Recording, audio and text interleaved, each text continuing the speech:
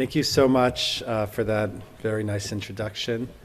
And thank you, everyone, for coming, particularly family members from near and far. I wanted to begin with words of thanks to Ms. Horowitz and Mr. Dinavari for the opportunity to give this lecture, and also for a wonderful tour of the exhibit. If you haven't seen the exhibit about the Persian book, 1,000 Years of the Persian Book, you should see it now.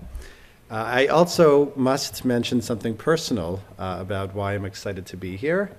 My wife will be here soon, and she'll appreciate hearing this, but the first date that I went on with my wife 13 years ago was at the Library of Congress.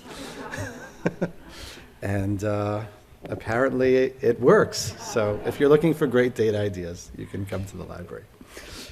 Okay, let me begin my lecture.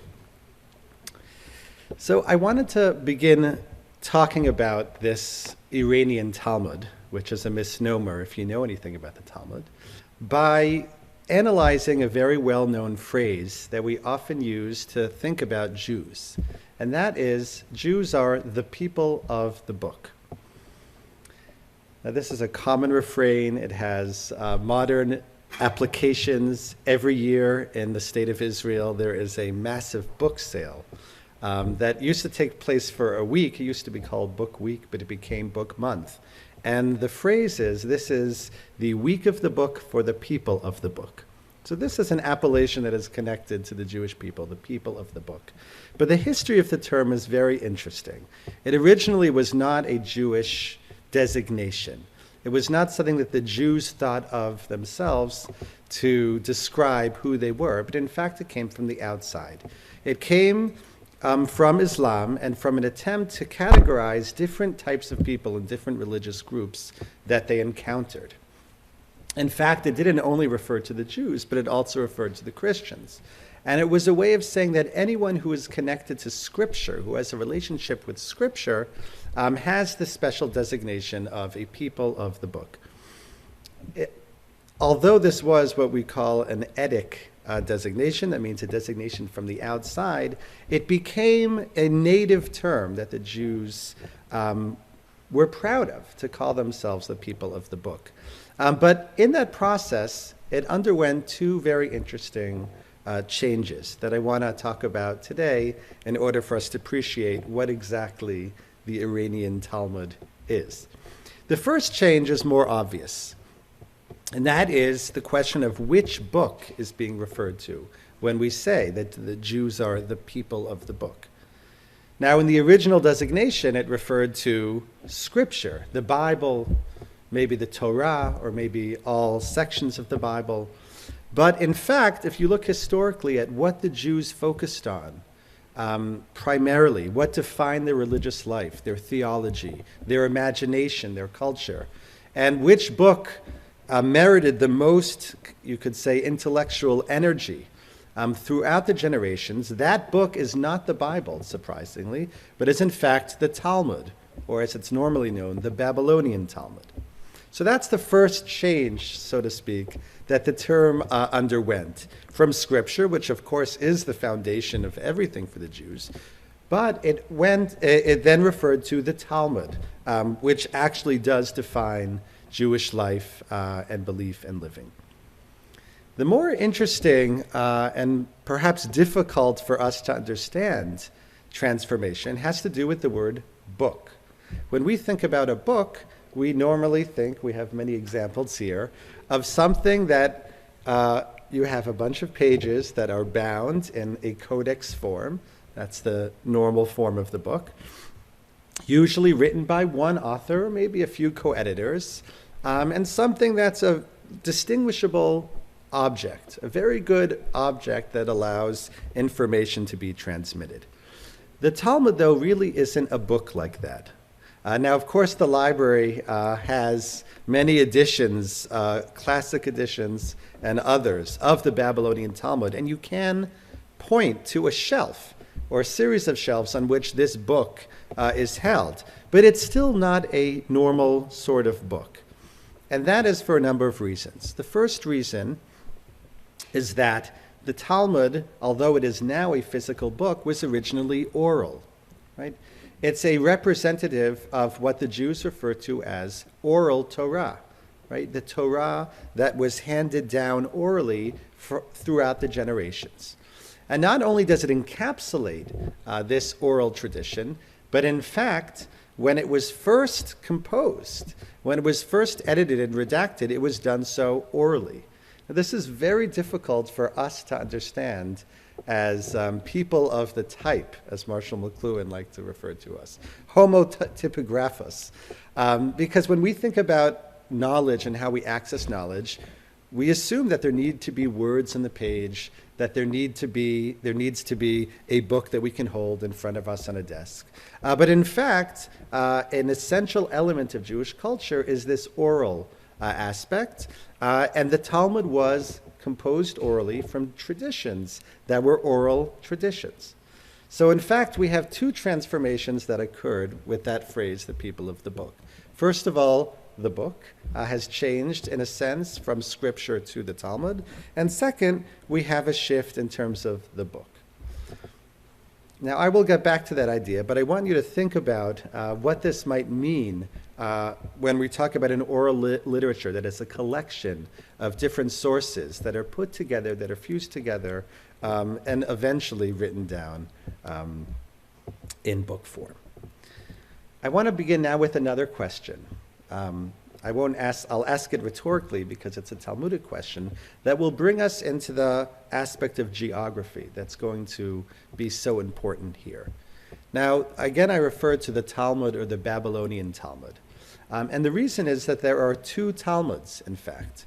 The most dominant, kind of important Talmud for Jewish religion, culture, etc., is the Babylonian Talmud. But this is distinguished from another Talmud that's traditionally referred to as the Talmud Yerushalmi, the Jerusalem Talmud. But this is a misnomer because it was not put together in Jerusalem, but further north in Israel. And that is what's referred to in English as the Palestinian Talmud, the Talmud that was composed in the land of Israel in the Byzantine period. So that is an important Talmud, but not as important as the traditional Talmud that we are familiar with, the Babylonian Talmud. Or in Hebrew, the Talmud Bavli. Remember this term as we look at the following source. The Talmud asks an interesting question that's very open-ended and can be interpreted in different ways. The question is, what is Babylonia? Right? What is Bavel in the Hebrew? And this is a question that seems to refer to not the geographical place, because Babylonia, of course, is more or less within the borders of modern-day Iraq, in between the two great rivers, the Tigris and the Euphrates. But it's a question about the learning that was produced in Babylonia, a question about the learning that ultimately became the Babylonian Talmud. The answer is by word of a wordplay, which is very illuminating. Amar Rabbi Yochanan said, it is mixed with scripture, Mishnah, and Talmud. Babylonian learning is a mixture of three elements. Scripture, the Bible, which I referred to above, the original meaning of the people of the book.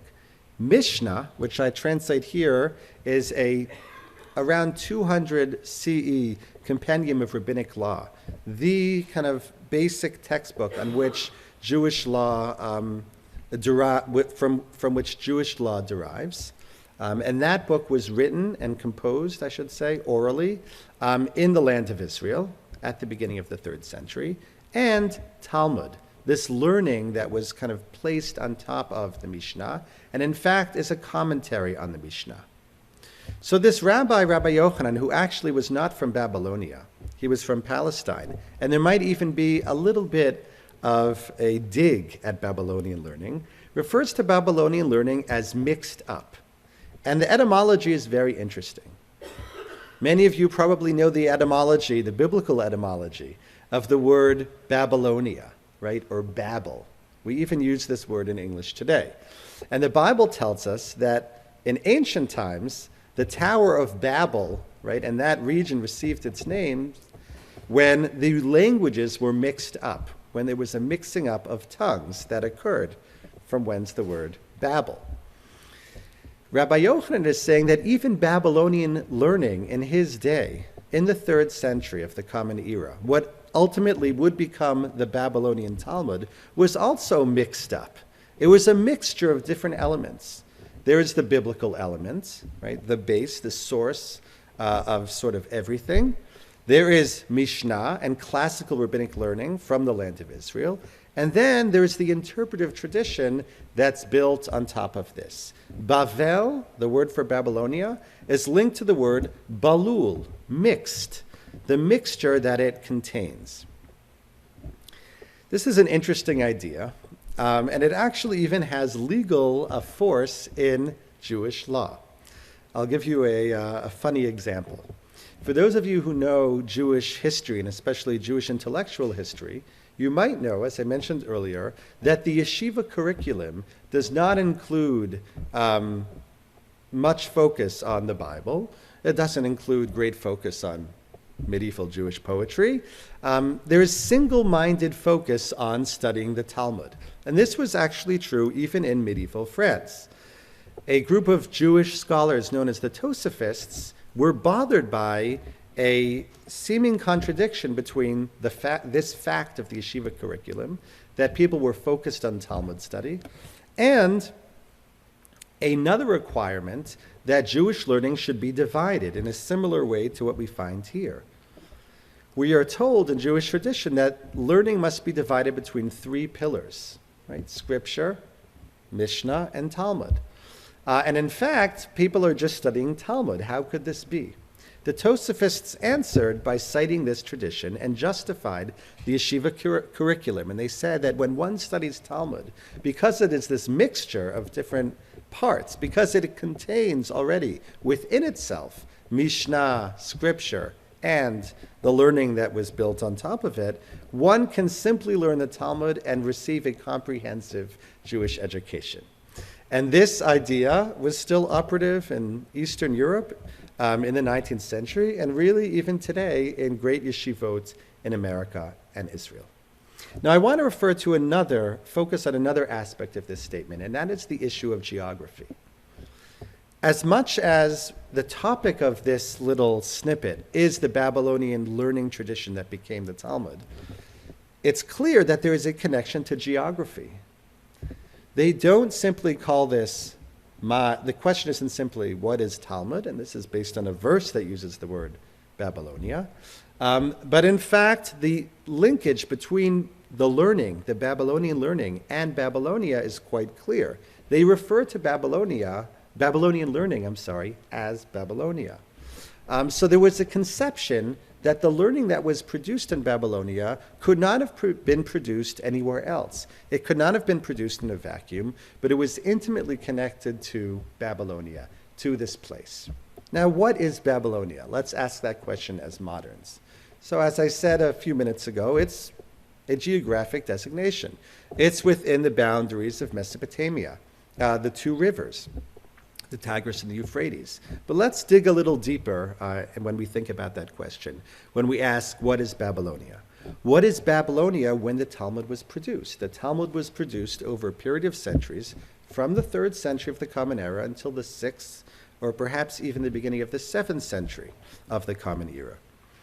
During this period, there wasn't an Iraqi government, but in a sense there was an Iranian government, an Iranian regime that ruled over the area.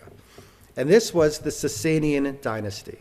The Sasanians were the last great Iranian dynasty to rule over the Near East, Central Asia, Iranian lands, from almost exactly the same period during which the Talmud was produced, from the 3rd century of the Common Era until the 7th century of the Common Era, when the Islamic conquest took place. So we have a very important, centralized regime, the Sasanian regime, which as much as it was an Iranian dynasty, was actually centralized in a sense in this very region, in modern-day Iraq, in Babylonia. And in fact, the Sasanians saw this region not as a separate place that they had conquered, because they did conquer many lands. But in fact, they referred to this region, which they called Asuristan, or really Assyria, as an Iranian land.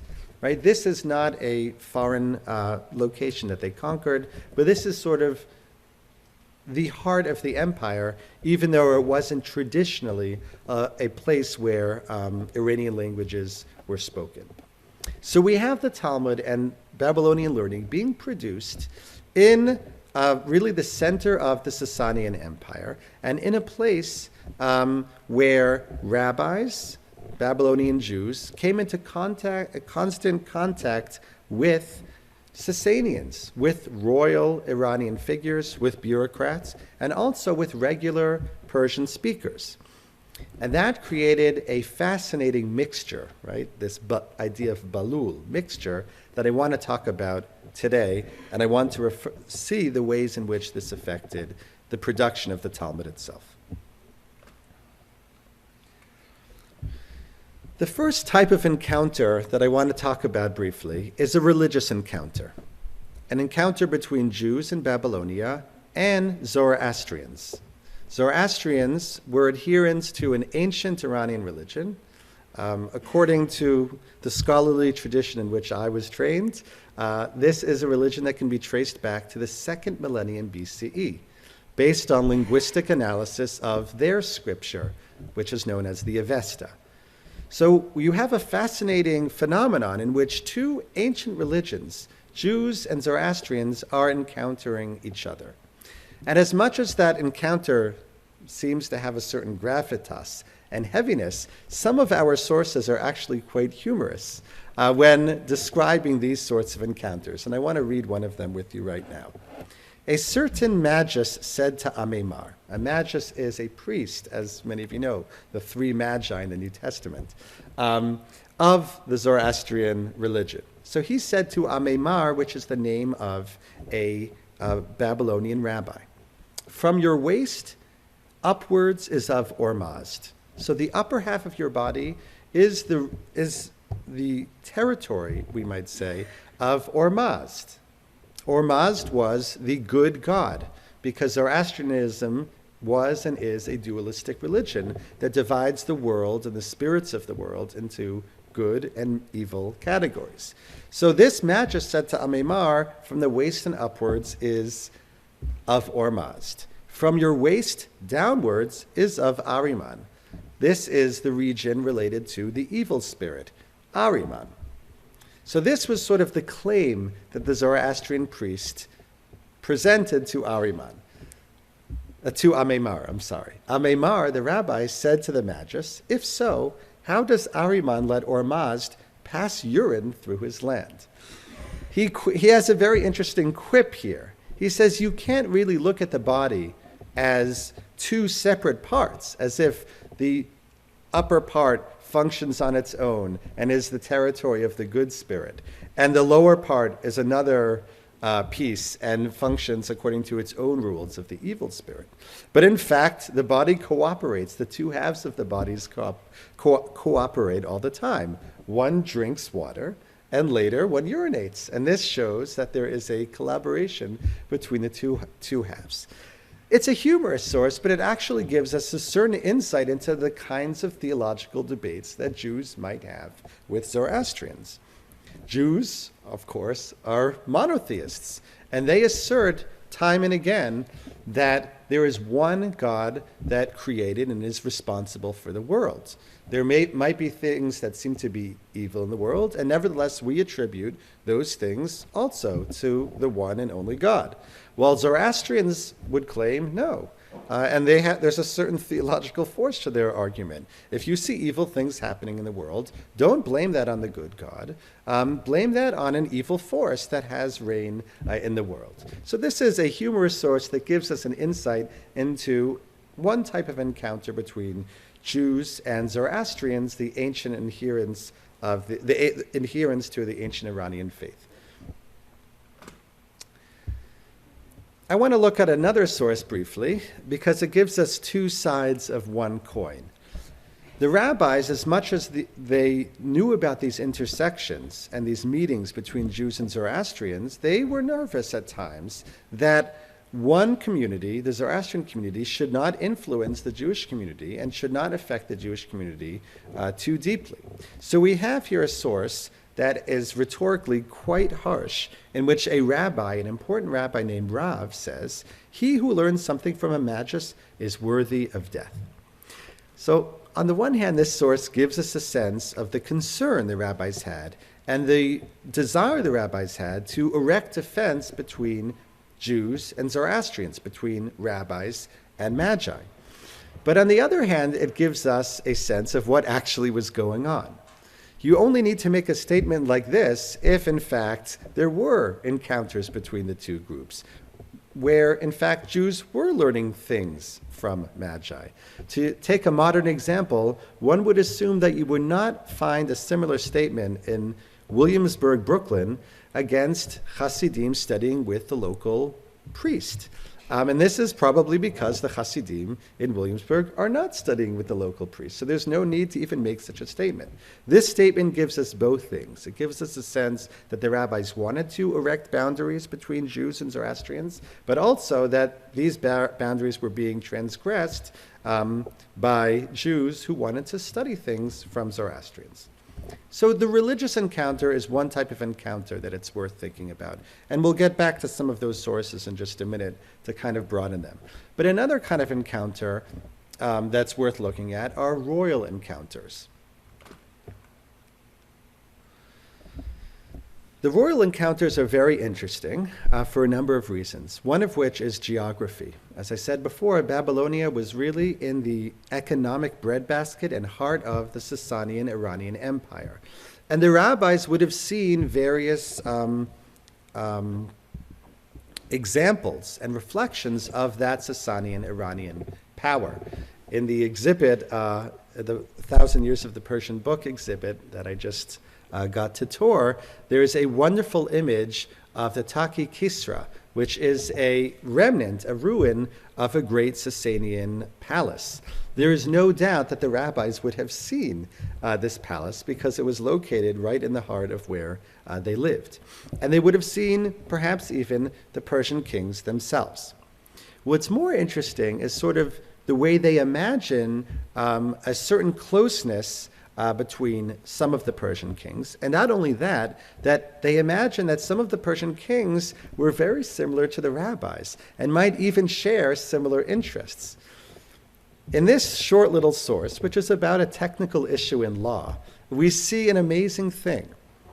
Ephraim, a disciple of a rabbi named Reish Lakish, said in the name of Reish Lakish, "The law agrees with Rabbi Shimon," a very specific law in rabbinic property law.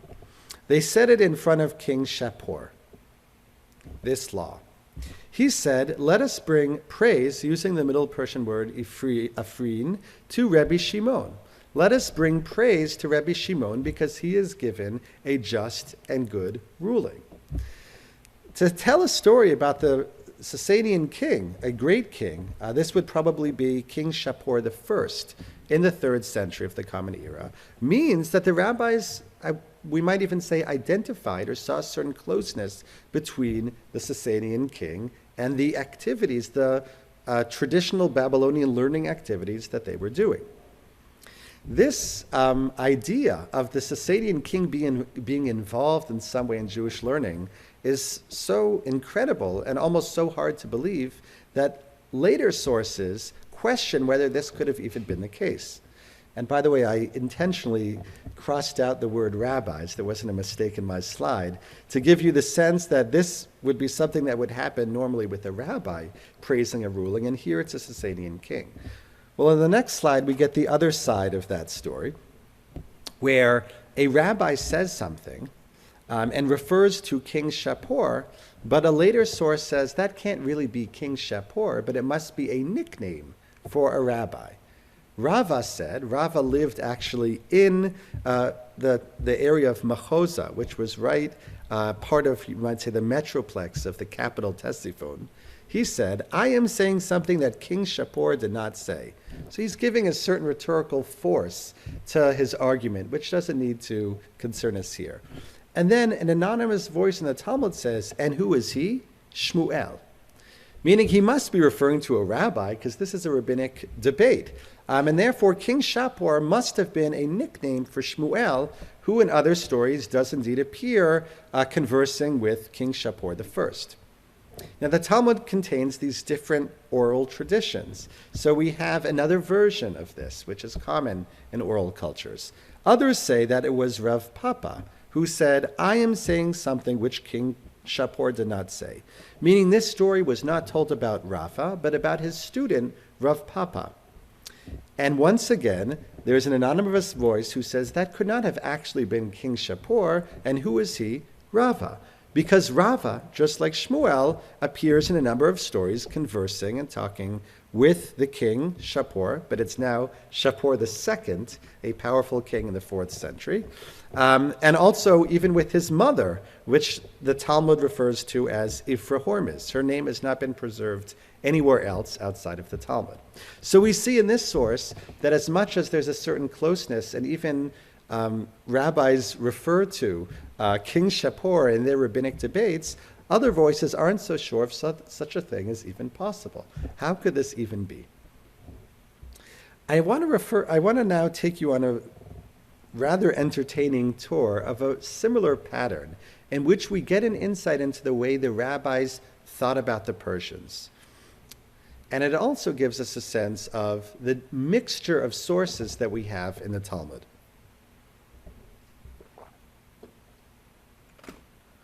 I call this a pattern of love and dislike. And I have many examples in my book, but I'll give you two of the most entertaining, I think. In this source, we have two rabbis talking. One lived in the land of Israel in the 2nd century, and he was an important rabbi. And the other lived in the Sasanian Empire in Babylonia in the 4th century. The teaching is as follows. It has been taught, Rabban Gamliel said, for 3 things do I like the Persians. So he's praising the Persians for their modesty. They are modest in their eating habits, in the bathroom, and regarding sex. Now, the rabbis actually use a more euphemistic term for sex, davar acher, another matter, but that is indeed what they are referring to.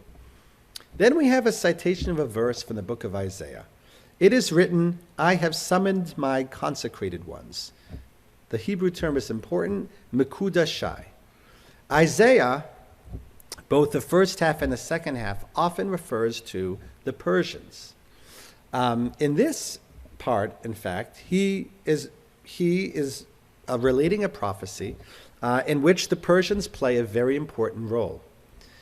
This was true for many communities in the Near East, including and especially the Jews, and you can see a similar aspect also in the Cyrus cylinder, which there's an example of in the exhibit as well. This is because the Persians, when they first came to the world stage in the 6th century before the Common Era, they were in power to defeat those who had defeated other nations. The Jews had been defeated and exiled by the Babylonians, and now the Persians were coming to power, and they were going to defeat the Babylonians.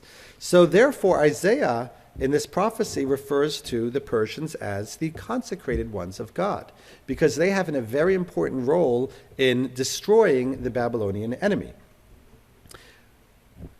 Look at how this source ends, though.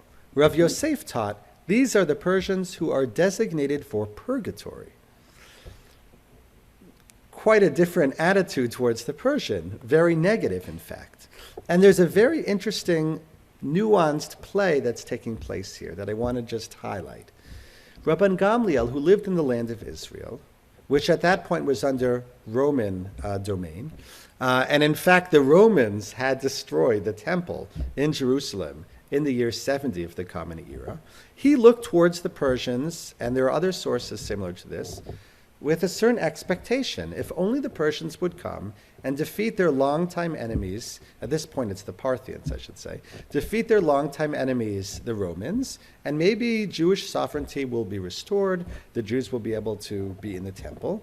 And we have a lot of positive statements about Persians. Some of these, including this one, even ring of a certain ancient Orientalism. What I mean by that is there's a Greek tradition about talking about the Persians and about various empires of the East in, on the one hand, sometimes negative ways, but in other times, a certain romanticism. And we have that romanticism here. He refers to their modesty, and he seems to be basing it or riffing on the verse in Isaiah, where the word is my consecrated ones, mekudashai, with the root kadosh, which might read to rabbinic ears as holy ones. In other words, Rabban Gamliel says, I like the Persians. They might do something very important for us politically if they defeat the Romans.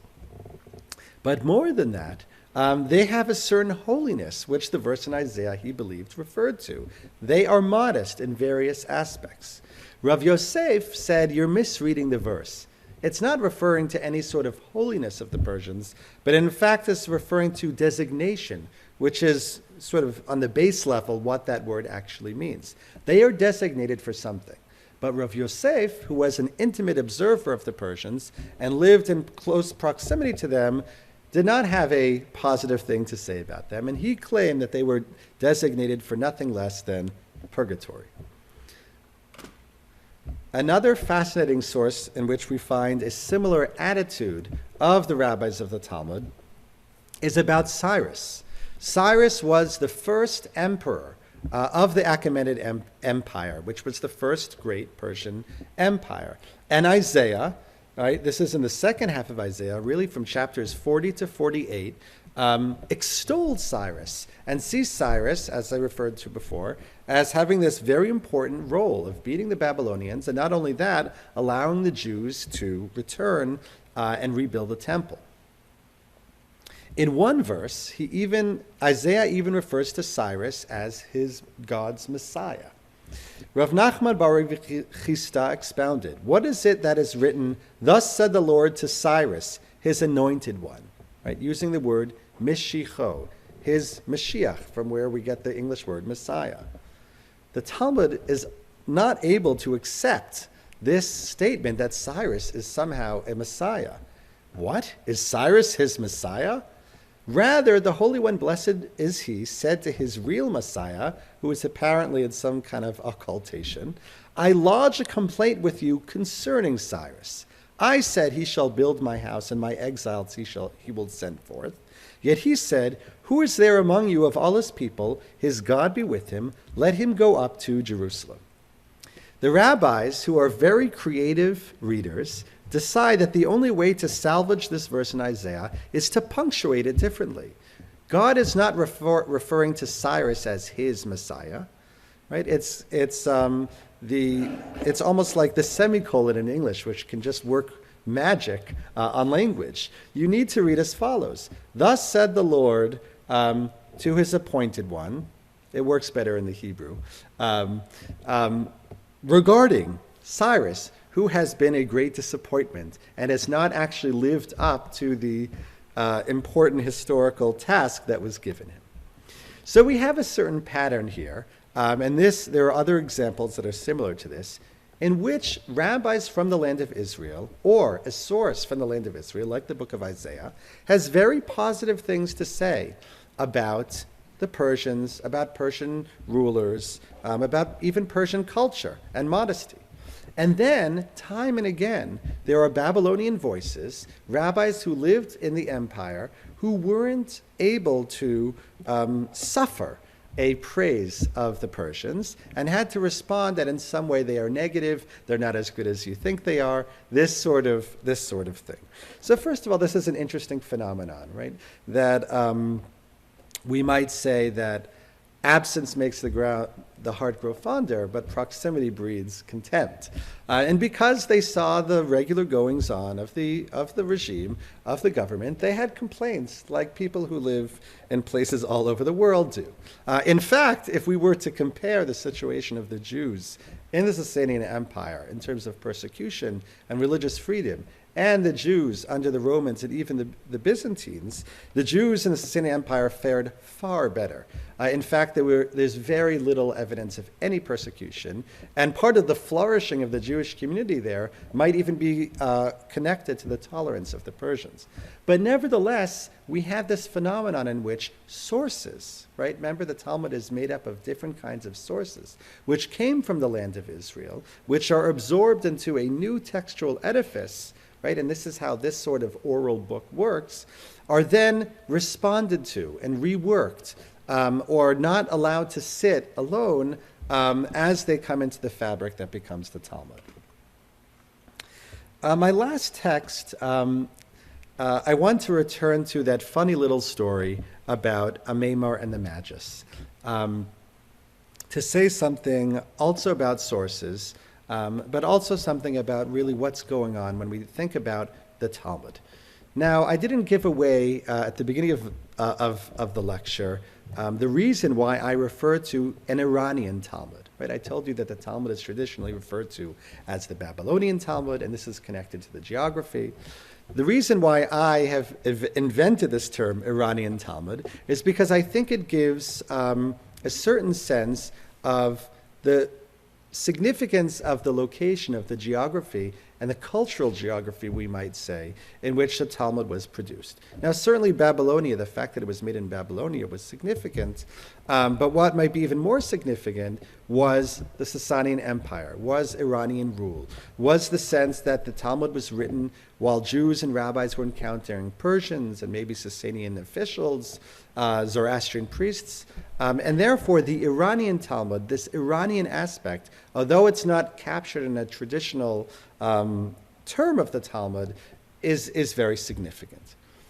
In this last text, this is not a Talmudic text. It comes from a Middle Persian text that records a dispute that took place in the 9th century of the Common Era, after the Sasanians were gone, and after the Zoroastrians were now a minority in an Islamic area.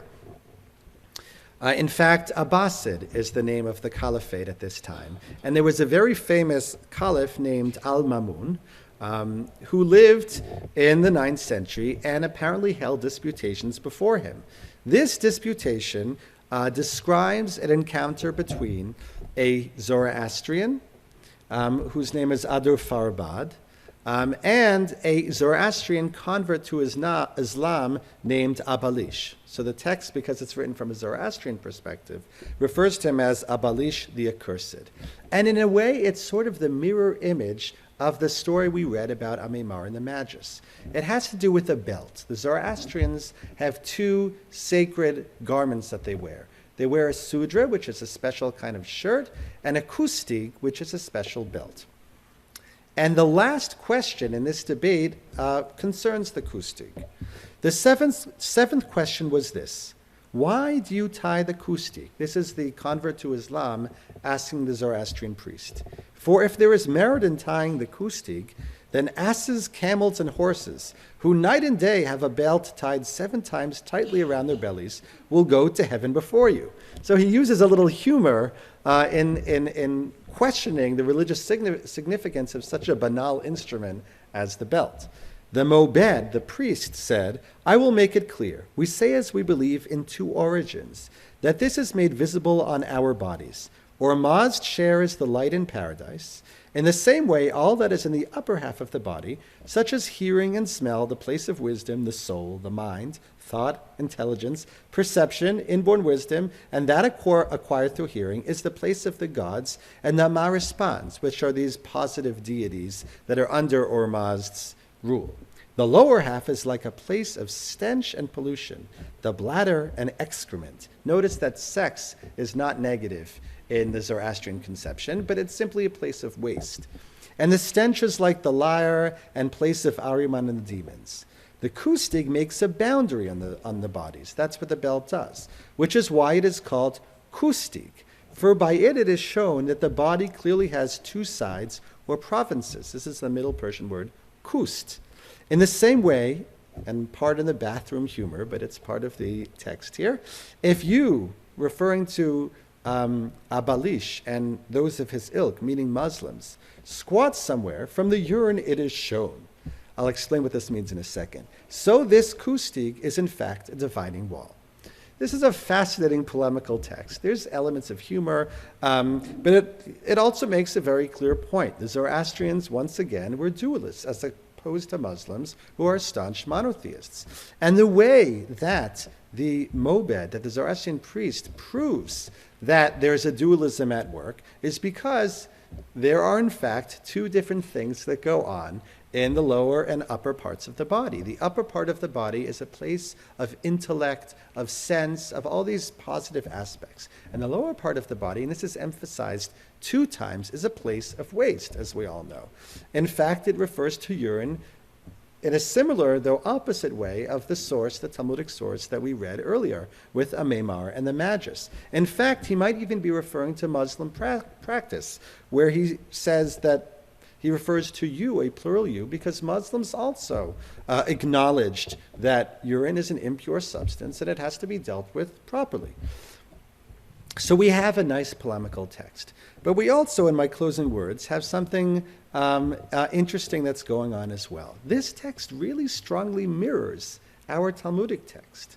It's a text about dualism. Some of the same elements come up, but the cast of characters shifts between a rabbi and a Zoroastrian and a Muslim and a Zoroastrian. Now, the location in which this passage in the Talmud appears is in a long discussion about dualism. Jews had dealt with all sorts of dualisms for a long time. And in the land of Israel, one of the theological threats was a dualism referred to as 2 powers. There are many options and possibilities of what this dualism was, and that doesn't concern us here, but it was a type of dualism that the rabbis in the land of Israel encountered on a regular basis. This source, the Talmudic source, appears towards the end of that discussion and suddenly shifts to a dualism that the rabbis in Babylonia were familiar with and encountered and knew about. And so, in a sense, it exemplifies in a very interesting way the ways in which the Talmud, this book, this text, is a mixture of sources. Earlier sources that dealt with dualism and a dualism that was native to the land of Israel suddenly are sublimated, right, and brought into a longer discussion where the ultimate direction, the ultimate goal is a source like this, is a source that describes the type of dualism that the rabbis encountered in Babylonia. And so it exemplifies what's really going on in Babylonian learning with which we started. What is happening with this mixture of scripture, this mixture of Mishnah and Babylonian learning? Ultimately, the Talmud and the Iranian Talmud is an attempt to take earlier sources, be it from the Bible, be it rabbinic sources from the land of Israel, recite them, transmit them orally, but make them relevant, make them deal with the challenges of the day, the challenges that are encountered in the local culture and the local experience. And for this reason, although the Talmud is filled with sources that come from the land of Israel, that come from an earlier time and place, in fact, receives a certain Iranian veneer, because these sources are constantly being brought into dialogue and discussion with the rich world of the Sasanian Iranian Empire. Thank you very much.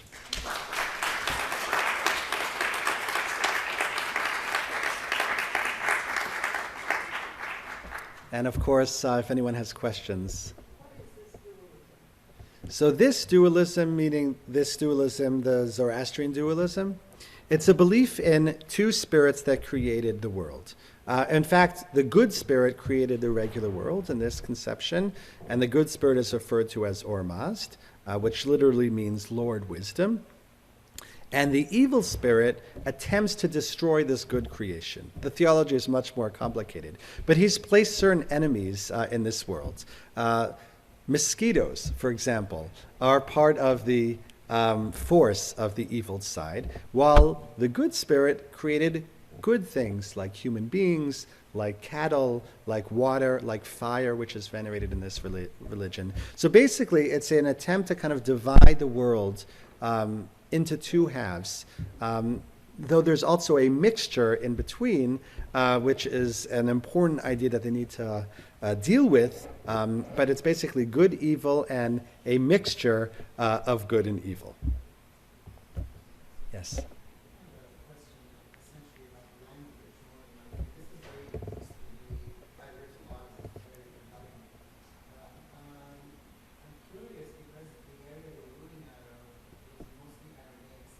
Yes.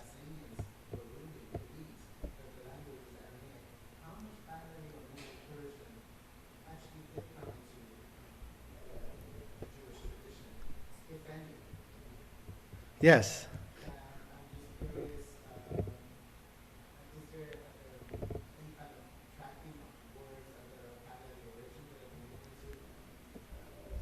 Yeah, this is a great question. Let me just repeat it for those of you who might not have heard.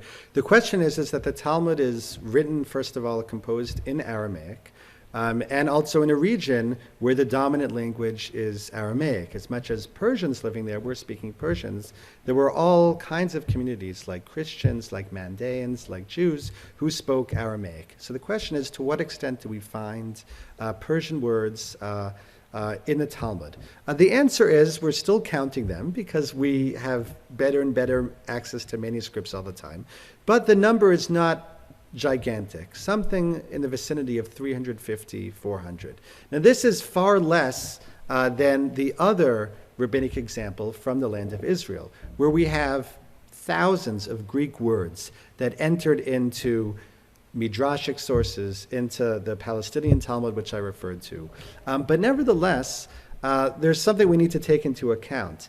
In this region, it's not simply that the Talmud was written in Aramaic and people liked speaking Aramaic, but there are very ancient roots to Aramaic, to the point that Pahlavi, which is the script in which Middle Persian was written, contains many Aramaic-looking words which were pronounced in Persian. These are referred to as ideograms usually. It's a dominant force. And therefore, although only about 350 loanwords do appear in the Talmud, this is somewhat amazing given the kind of centrality of Aramaic. We do have evidence, and I discuss this in the book, that the rabbis were able to speak Persian. They even pun at times in Persian, which reflects a certain facility with the language to be able to make jokes in that language. And therefore, although Persians and Jews spoke normally different languages, they still were able to interact, and some of those interactions appear in the form of loanwords in Talmudic Aramaic. Correct.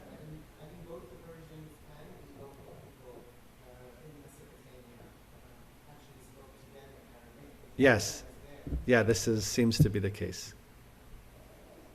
Yes. Oh, I'll call on my aunt and then. You mentioned that the rabbis were concerned that some of the Jewish people were interested in learning, about Zoroastrianism. Did it go in reverse too, that some Zoroastrians were interested in Judaism, or what Judaism had to offer, or was that really? So this is an interesting question. For one, the specific question, I'll just repeat it for those who can't hear. Is the direction of potential influence only from Zoroastrianism to Judaism, or did maybe, from Judaism to Zoroastrianism? No. Or did maybe perhaps rabbis and Jews teach or offer things to Zoroastrians? First of all, we need to think about to what extent can minority cultures affect majority cultures. At first blush, we would think not very much. What it means to be a minority is that you don't have great influence. But if you think about even examples in the United States of America, let's talk about music. I mean, the influence of music that developed in the African American community has been dominant, although you're dealing with the minority culture. So therefore, it certainly is possible that elements of Judaism influenced Zoroastrianism. That said, there is not a lot of evidence. There aren't that many sources that refer specifically to Judaism as a source of ideas. Most of the times that Judaism comes up is as a theological opponent. Basically, Judaism represents, before the Islamic conquest, monotheism, the monotheistic faith, and therefore they're constantly a sparring partner with the Zoroastrian dualists. Yes? I just wanted to ask, from your work, did you find many parallels, like in structure and style, between the Talmud and the Talmud and Persian sources? Yes, thank you for that question. I wasn't able to refer to that in this talk. But that, in fact, to me, is one of the most interesting things, that, in fact, there does seem to be a certain structural, or maybe we'll even call it scholastic, a similarity between the Talmud and a certain type of Persian literature of that time known as the Zand. The Zand, just like the Talmud, was a kind of mixture of sources in the sense that it's a translation and commentary on the Avesta. The Avesta was, the ancient Zoroastrian scriptures, as it were.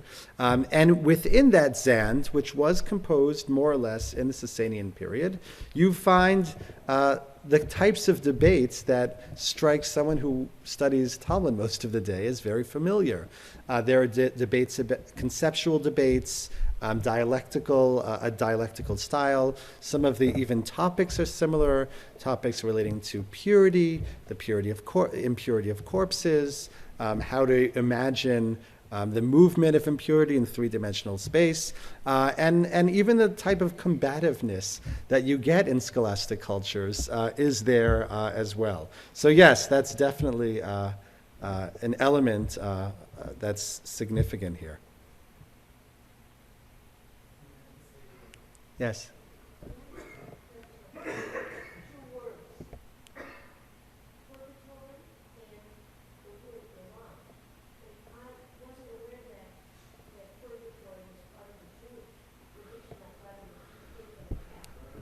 So, whenever you translate words into English, something is lost. And in terms of purgatory, the original, which many of the Jews here might know, and even beyond because it's entered English, is Gehenim, or Gehenna, which I think would appear even in the Oxford English Dictionary.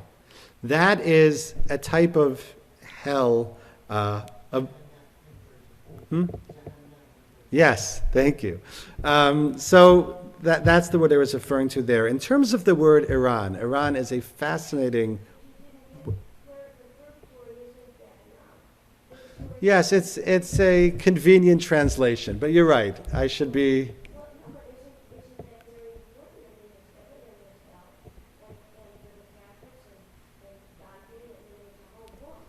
So it could be I was speaking that day too much to my Italian friend who's a Dante scholar. But in future slides, I'll correct that. Either to Gehenna. Yeah, no, you're correct. So I want to say something about the term Iran. The term Iran never appears in the Talmud. When they refer to anyone who speaks an Iranian language, they always refer to Persians, even when it's clearly not referring to Persians, but Parthians. For example, when that Rabban Gamliel, is praising the Persians, he's really praising the Persians that he knew in power, probably the Parthians. And yet, the term Iran is very significant. The way I use it, and I take pains to describe this at the beginning of the book because it's a political minefield, is, and we even see this use in Achaemenid inscriptions, is that Iran is a much broader term geographically and linguistically than Persia. Iran refers to, ultimately, Iranian lands, which stretch from Central Asia, Mesopotamia, of course, the Persian Gulf, etc., and also refers to many languages that are Iranian languages, which is an Indo-European, or specifically an Indo-Iranian language. This includes Persians, what Americans refer to as Farsi, incorrectly, I should add. And it refers to Sogdian and Parthian and all kinds of languages that are part of this family. I use the term Iran because I wanted to capture this larger this larger meaning, which would include, for example, Mesopotamia, and would refer to different languages. I won't go into the politics here, but if you study Iranian history, especially during the 20th century, and nationalism, so the term Iran and Persia are very significant, have different colorings, but I sort of wanted to avoid that as much as possible, at least in the context of this book. Do we have time for more questions? Or?